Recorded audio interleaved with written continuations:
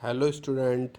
जैसा कि कल हमने के की वैल्यू निकाली थी, ठीक, ये नंबर आया था। आप इस नंबर पर व्हाट्सअप कर सकते हो अगर आपको कोई डाउट है। देखिए, 3 स्टूडेंट ने लास्ट क्वेश्चन मुझे सोल्व करने के बाद उनका आंसर और क्या बोलते हैं सॉल्यूशन सेंड किया था। बाकी आप स्टूडेंट्स या तो पढ़ नहीं रहे हो या आप अभी सोच रहे हो, अभी आप आराम में हो कि अभी तो सेकंड ईयर पास करेंगे। ऐसे कुछ नहीं होगा। अगर आप ढिले रहोगे तो आपको कोई मज़ा नहीं आएगा पढ़ने में।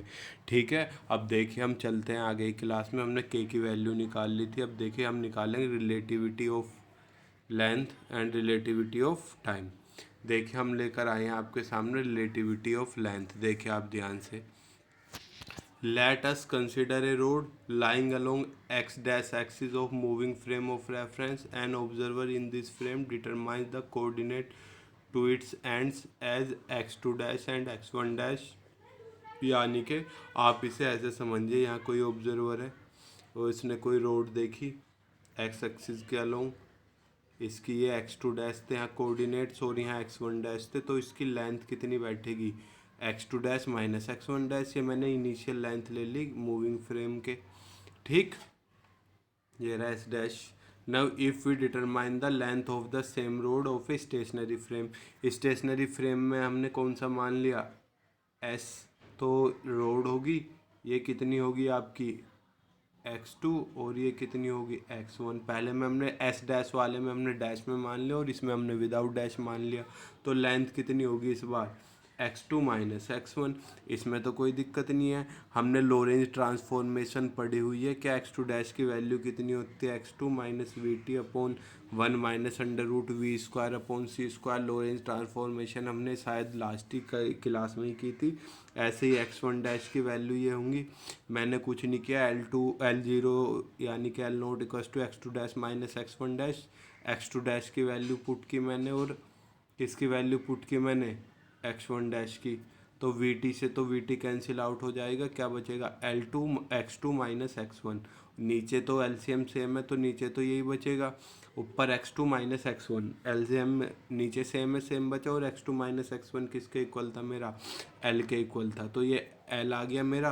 तो L naught equals to L upon under root one minus V square upon C square. ये डिवाइड में इधर मल्टीप्लाई में, तो L equals to L naught under root one minus V square upon C square. देखिए इस फॉर्मूले को ध्यान रखें, टाइम में उल्टा होता है।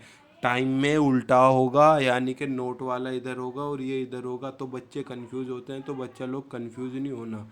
ठीक, अब बाकी आप छोड़ दीजिए। आपको केवल ये फॉर्मूला ऑब्जेक्टिव में डायरेक्ट फार्मूला पूछा गया है कई बार। मेरे टाइम पे जब मैंने कभी बीएससी दी थी अब से 10 साल पहले, तो मेरे में भी ये कैसे आया था, ये ऐसे ही फार्मूला आया था सीधा, मेरा भी ऑब्जेक्टिव ही हुआ था।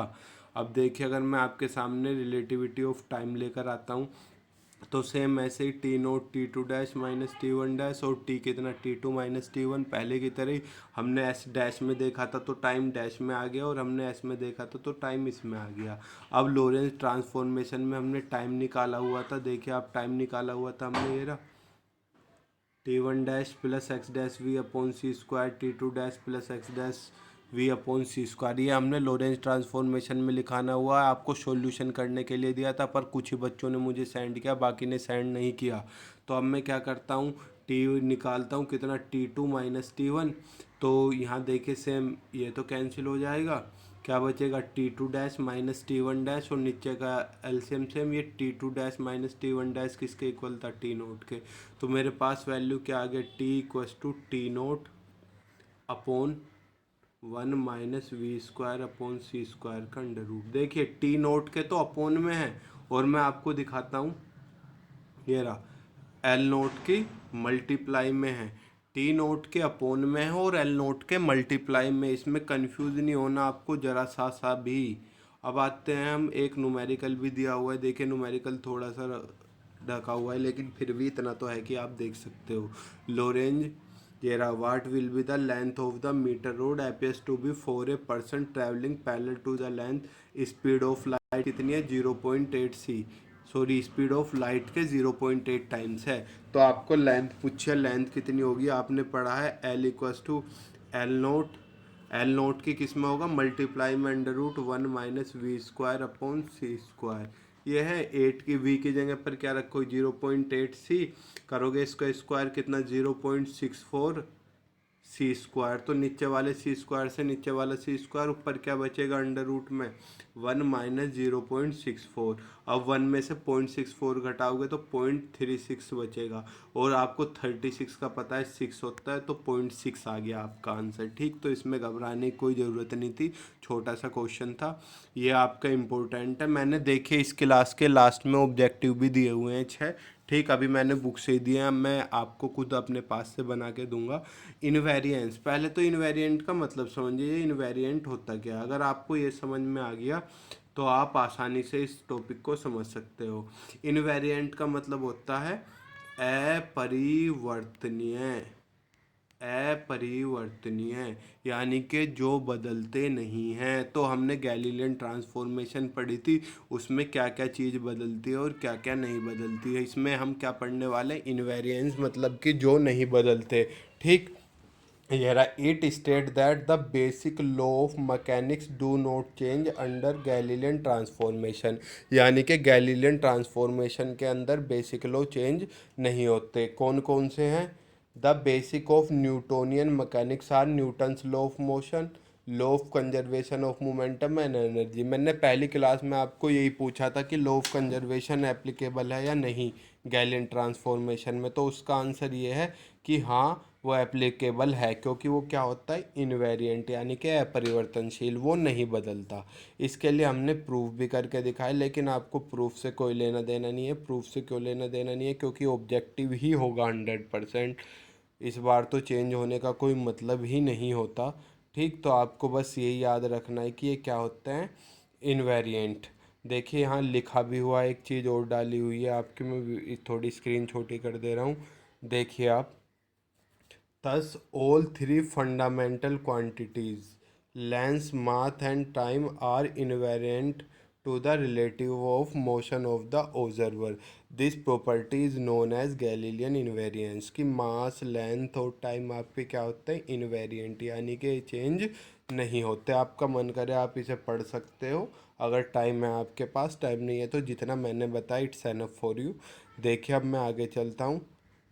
ये देखिए कुछ ऑब्जेक्टिव लेकर आया हूँ मैं आपके सामने। इनर्शियल फ्रेम ऑफ रेफरेंस, देखिए थोड़ी बुक पुरानी थी तो इसमें टिक लगे हुए हैं। हमने इनर्शियल फ्रेम पढ़ा था और नॉन इनर्शियल। इनर्शियल क्या पढ़ा था हमने कि उनमें न्यूटन्स के लॉ फॉलो करते हैं, क्योंकि इनर्शियल वर्ड ही किससे बना है, इनर्शिया से। इनर्शिया का मतलब न्यूटन का लॉ था फर्स्ट लॉ ऑफ इनर्शिया, तो holds good. Earth is non inertial, देखिए मैंने क्वेश्चन भी दिया था आपको कि अर्थ इनर्शियल है नॉन इनर्शियल। देखिए अर्थ वैसे तो इनर्शियल होता है, लेकिन इसमें हम आइंस्टीन के अकॉर्डिंग पढ़ेंगे, तो आइंस्टीन के अकॉर्डिंग अर्थ क्या है आपका, नॉन इनर्शियल। तो earth is a non inertial frame of reference, true. N inertial frame हमने पढ़ा था, इनर्शियल फ्रेम क्या होता है, अनएसिलेटेड इज अनएसिलेटेड, यही पढ़ा था हमने। या मूविंग विद यूनिफॉर्म वेलोसिटी और रेस्ट, यही पढ़ा था हमने। Earth is non inertial frame of reference, आप टिक मारना खुद ही, अकॉर्डिंग टू गैलीलियन इनवेरिएंस, यानी कि गैलीलियन का इनवेरिएंस हमने अभी पढ़ा था। हमने क्या पढ़ा था कि इसमें लॉस चेंज नहीं होते, जैसा पहले था वैसे गैलीलियन ट्रांसफॉर्मेशन के बाद भी लगेगा।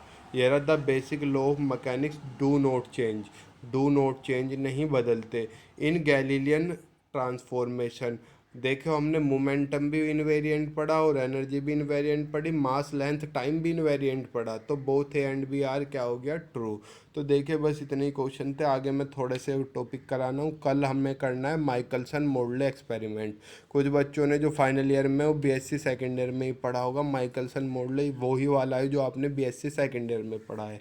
ठीक बच्चों, मुझे आंसर देना जो भी क्वेश्चन आपको डाउट है, सॉरी आंसर कह रहा, क्वेश्चन पूछना जिसमें भी आपको डाउट है। ठीक, तब तक के लिए good luck, all the best.